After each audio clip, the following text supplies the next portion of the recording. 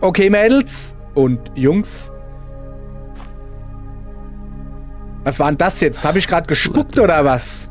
Lasst sie vorbei, haltet den Zug nicht auf. Ja, lasset mich vorbei, auf dass ich erwecke des jungen Mannes Lebensgeister. Okay. Sorry, habe ich wieder gespuckt. Tut mir leid. Yes, nee, so weit bin ich doch. Der hat es da sogar noch auf der Stirn kleben. Tut mir leid, tut mir wirklich leid. Ich hab da ein bisschen eine Zahnlücke, weißt du?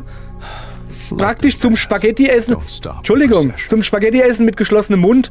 Aber jetzt, ja komm, so schlimm ist es jetzt auch wieder nicht, Mann. Das sind die Worte des Sohn Gottes. Lasst euch besprühen. Besprühen, sag ich. Von den Worten Gottes. Also, beziehungsweise dem Sohn, ja. Das ist was Gutes. Was Gutes.